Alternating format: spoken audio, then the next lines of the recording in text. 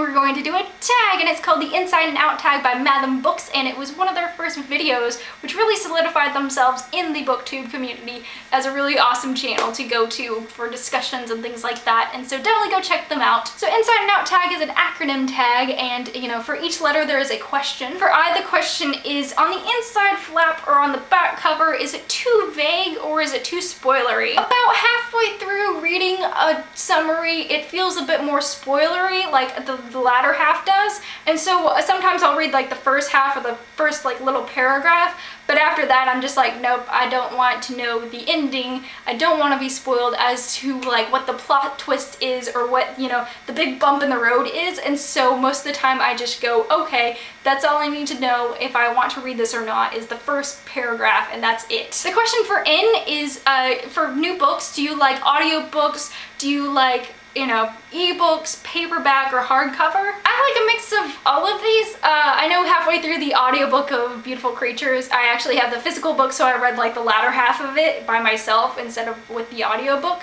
And plus sometimes with the audiobooks I tend to, you know, zone out, but they're a lot of fun, especially for like Tina Fey and Rachel Dratch when they did their audio books for their books.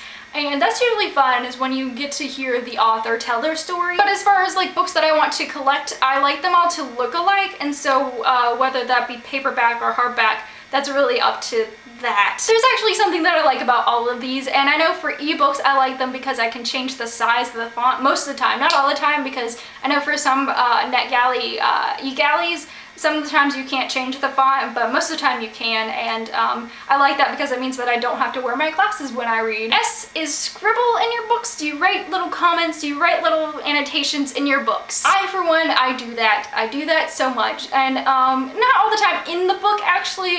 Sometimes it's actually like in a document or something on my computer, because I do read for reviewing purposes most of the time. There are books that I read just for fun, and there are books that I read for fun that I'm just like, I need to tell you guys about them, and so it's all, you know, I do like to read and scribble in my books and take notes and things like that, and there are quite a few times where I'm just like, what are you doing? Why are you doing this?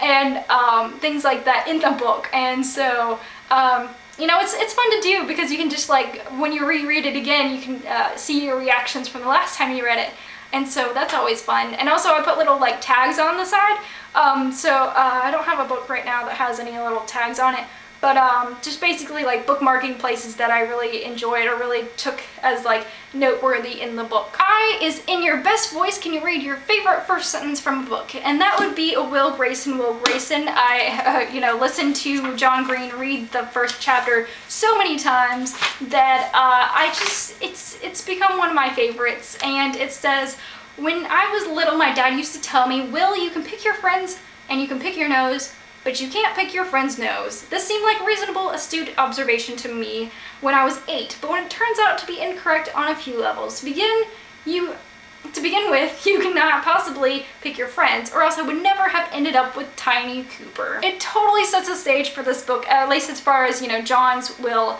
and just, you understand as, you know, the chapter continues and as the book continues. The question for D is, does it matter if the author is male or female when you're deciding on a book? And what if you're unsure of the gender? Gender really doesn't matter when it comes to the author, but how they portray gender in their books, like their ideologies on gender, that's really important to me. And you know, when I talked about Pretty Crooked and how that kind of upset me, but and then there's like, you know, Legend, which was really awesome, how they talk about, she talks about gender and how kick butt awesome girls are. So it really doesn't matter if the person's male, female, or however else they can, you know, describe themselves as far as a gender. That's their own thing, but how they actually like talk about gender is, that's what's important. E is ever read ahead. Have you ever, you know, skipped to the end before you were ever even close to that? I might flip ahead to see how many, you know, pages I have left, or, you know, how many pages to the next chapter, but as far as actually like skipping ahead to see what is going on,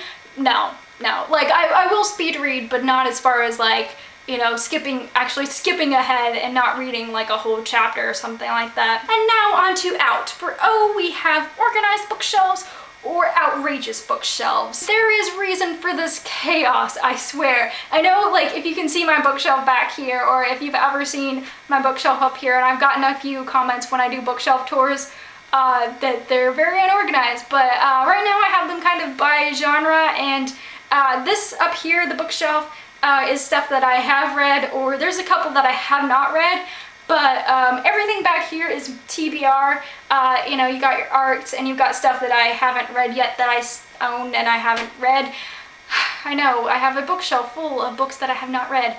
It's gonna happen. It's gonna happen someday. By the beard, I will read these books. Under oath, have you ever read a book based on its cover alone? I'm 24 years old, and there was an age when we didn't have Amazon or Goodreads. I know it's horrific thinking about that, but you know, like, there were days where you just go to the library and you'd be like, that looks like a cool book cover. And these were back in the days when they had, you know, the fine illustrated book covers, like if you've ever seen the cover for How to Eat Fried Worms, and things like that, and Freckle Juice, and that kind of thing. And Freckle Juice was, you know, close to home to me because I have freckles.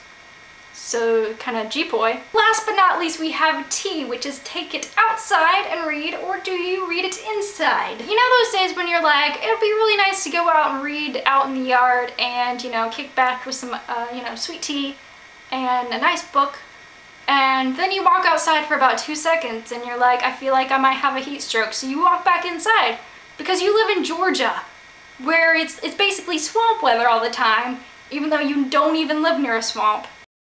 This has been the Inside and Out tag. I hope you all enjoyed it, and I hope you all find time to do this tag because I think it's worthwhile, and I think it's a good kind of get to know you other than, you know, your book reviews, and definitely put your personality into it and have a lot of fun with it because it is a lot of fun, and I'm so grateful for MATHOM Books for putting this together because it's an awesome tag and I really enjoyed doing it. And so I hope you all have a great day and keep reading.